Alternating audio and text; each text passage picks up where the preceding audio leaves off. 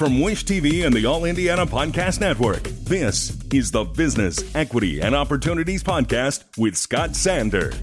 Welcome to the Business, Equity, and Opportunities Podcast. I'm Scott Sander. On this episode, the story of Tease Me Café. Kim Ray from Fifth Third Bank talks fraud mitigation. And we visit an oasis in an Indianapolis food desert. Every business is unique and has a target audience. If you own or manage a business, Circulus Digital Media can help you connect and grow your customer base with turnkey digital solutions that are nimble, offering best-in-class results, service, and support to reach a bigger customer base, allowing you to pinpoint a specific audience down to the smallest details. Get outside the city, the state, span the globe. Put Circulus Digital Media to work for you. Get started now at circulusdigital.com. That's circulusdigital.com. Why get all your holiday decorations delivered through Instacart? Because maybe you only bought 2 wreaths but have 12 windows. Or maybe your toddler got very eager with the advent calendar. Or maybe the inflatable snowman didn't make it through the snowstorm. Or maybe the twinkle lights aren't twinkling. Whatever the reason, this season, Instacart's here for hosts and their whole holiday haul. Get decorations from the Home Depot, CVS, and more through Instacart, and enjoy free delivery on your first 3 orders. Service fees and terms apply. Let's get started with the story of Tease Me Café. It's known for its premium loose-leaf teas and sophisticated atmosphere. Oh, and the star power of its owner, Indiana Fever Hall of Famer Tamika Catchings. Tease Me has also earned honors as October's Certified Vendor of the Month from the Indianapolis Office of Minority and Women Business Development. We talked to Catchings about the transition from the court to the cafe. This is Business, Equity, and Opportunities. Getting started. We are at Tease Me Community Cafe. This is our second location. A lot of people know about our first location down at 22nd and Talbot, Tease Me Cafe, Indy. Second location here at Tease Me Community, we opened up in April 2021, and then our third location we opened up in January of this year. Well, each one is definitely unique. What I love about this one is my sister and I, we founded our Catch the Stars Foundation, which actually next year will be our 20th year. But this is right smack dab in the middle of a park. So we have basketball courts, you guys know I love it. Basketball, tennis, we have a splash pad, a state-of-the-art playground back here, amphitheater in the back, so there's just a lot of opportunity. We serve kids. One of the big things with Tease Me Community Cafe and with all of our cafes is really being able to hire young people, have their first opportunity right here in their communities they can walk to, and I think this is a great place for us to be. Yeah, we're super excited. I think it means a lot just when I look at our team and our staff and where we've come along the journey. I mean, 2016, 2017, I took over Tease Me, and so in 6 years we've been able to grow into 3 locations. We've had and hired over 100 employees that have served our community, and I think when you just look at the path and the trajectory that we've been on, it's been great. Being Vendor of the Month, especially here, is a nomination from so many great people, including our mayor, Joe Hogsett, and so I was just super excited about the opportunities that we get. Well, I think it's great. I mean, especially looking at being a small business owner and all the ups and downs, obviously with the pandemic, to still be standing says a lot. And you know, I give a lot of credit to our staff, our team, just being so amazing. And I think with a lot of the other small businesses around town, gotta give credit. I mean, especially for those that have been around since pre-pandemic, made it through the pandemic. We've all had to pivot and change a few things to be able to stay standing. And a huge tribute to the city for recognizing and honoring so many great businesses in our city. I just love it. You know, every single day, my faith is a big part. A lot of people, everybody that knows me knows that how important my faith is to me. And I think, you know, when you start looking at the Bible and just the principles, for me, every day I wake up, it's really just about living and doing His will. And so being able to serve others as I would want to be served, being able to do things without expecting anything back. And I think that's been one of the main reasons that I've been able to be successful in this business and our community is I genuinely love seeing people succeed. And if I can have any part, any little piece in helping them get to that next level, that's so important to me. I love being here. You know, it's interesting. I do get an opportunity to travel a lot. And when I get into the airport, obviously state-of-the-art airport, we won numerous awards, and being able to be a part of that board, that's the first introduction that people see when they come to Indianapolis. They fly in, this is what they get an opportunity to see. Then as they get around, and one of the things I don't think Indianapolis gets enough credit for is we are innovative. You know, you see so many different things going on. You know, I'm working on a lot of different projects, and everything that I'm working on, for the most part, has to do with our young people and being able to provide opportunities, being able to provide spaces, things and areas that they can go to be safe. That's where my passion is. So I think a lot of people, and the thing that I don't necessarily think about surprise, I think the thing that a lot of people don't know, and you know, we got the NBA All-Star Game coming next year, so I'm co-chair of that. Really excited about all of my friends, NBA, WNBA, you know, people from all over the world coming to Indy and really getting a chance to see just what a great city this is. Well, a lot. Coming up here in this space, we actually are going to be launching our new bottled tea line.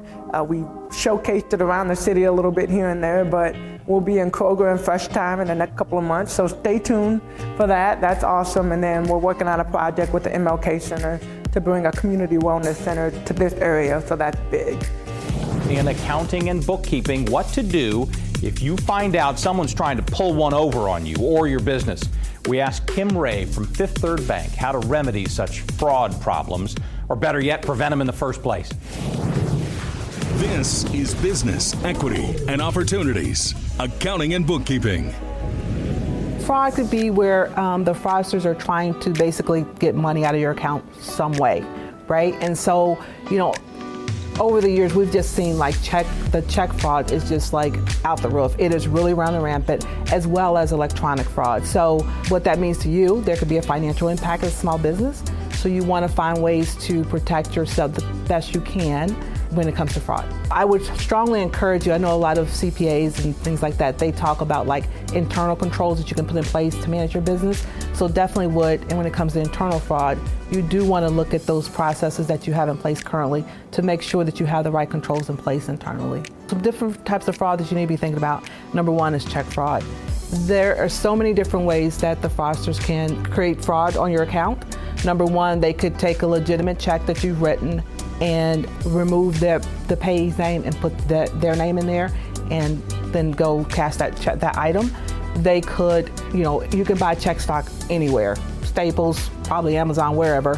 And so they can just, as long as they have your account number and the routing number, they can just create checks on your account. And, you know, as they come through the bank, then they're obviously, you know, perpetrating fraud on your account. When it comes to ACH, very similar to check fraud. If they have your routing number and your account number, they can take that information, pay their cell phone bill, pay their light bill, whatever, you know, just by having your account number and your routing number. Here at Fifth Third, we offer solutions that help mitigate that fraud. Number one is check positive pay. So we do a matching service where you tell us what checks you've issued, and as those checks come into pay, we match them up. And if they're all good, if everything matches, that's great. If it doesn't, we'll let you know of those ones that don't match, and you tell us if you want us to pay those items or not. Same thing with ACH positive pay, that would catch the ACH debits on your account. You would get a report from us daily that says, these are the ACH debits that are trying to clear your account. Let us know if you want to pay them or not. You should always go back to your system, the source system, meaning you have to reconcile your account to find out if something's legitimate or not. And that's how you would compare that and make sure that that is a legitimate check, by referencing your own records to identify that. You can leverage your banker for so many things. It doesn't always have to be about banking per se, but they have information that they can share, such as like trends in fraud or things like that. So you should have a very good relationship with your banker for sure. As you evaluate your account structure, if there are accounts that you don't, where there's no checks to be written, the bank has a solution called Check Block, where they could just block all checks, meaning you don't have to do anything to manage that solution. You just sign up for it, and as those checks come in to pay, they're automatically blocked. So I always talk to my customers about how do we get rid of these checks, because elimination of checks will help certainly mitigate, you know, the check fraud piece, right? And just the other thing is that you can do is daily reconciling your account. You need to know like what's clearing your account, because if you don't have a service like Positive Pay, you would see some of the activity if if it's fraudulent activity, you would be able to identify that immediately versus going a whole month without identifying that and someone's taking some resources from your account. So I would say those are the two most important things that you could do additionally as a best practice to manage that. I take that very seriously in the fact that I know that I'm helping someone, with their company goals, their personal goals, and just protecting them and their family. So I just take that very seriously and always want to educate my customers on anything related to fraud or cybersecurity. Anything I know, I also want to pass that on to them so they are well versed in those subjects. Lifelong best friends, Marcus Williams and Michael McFarland share a special connection to what would become the site of the brand new Indy Fresh Market. They grew up in the community, spent time in their childhood playing on the very ground that is home to their new dream of offering fresh, healthy food and more in an area that badly needs it. This is Business, Equity, and Opportunities. Success Story. We've been friends since like 5th grade, 6th grade, gym class, going to school with each other, riding bikes in the neighborhood, Grew up all the way to about 18, 19, Mike went to the military. I started doing electrical work, and we came back around when he came back from the military and just started Wall Street Convenience down the street, so. We just recognized the need for the basic necessities in our community. I had been in the military and I had seen, different communities around the world that had less amenities than we have, and they were able to provide their communities with grocery stores. So I didn't see why we didn't have one in our neighborhood. Staying focused, staying determined, and staying positive. Those are the three things that just kept us afloat. Because it's a lot of obstacles and speed bumps along the way, so we had to stay focused the whole ride. So we got a lot of support from Cook Medical and our consultant, Joe the Grocer. Cook Medical, they helped us strengthen our academic background by teaming with us to create a retail certificate program at Martin University. And then our consultant, Joe the Grocer, he has over 25 years of grocery retail experience that he has lent us his knowledge to help us become successful. Just the outcome of the community coming together, just showing a lot of support, Facebook, Instagram, all social media. It was just amazing, and I'm really grateful for that. Probably say my biggest fear was probably loss prevention, to be honest. But we been getting a lot of support from the community. We haven't experienced any of that negativity. So we hope it keeps going, and my worst fears don't come true. The smiles, the hugs, the laughter, the joy that's coming from this community is just outstanding. We want to keep that rolling from years to come. We're talking to the future Mr. Feed Indies here, so we're going to get this rolling.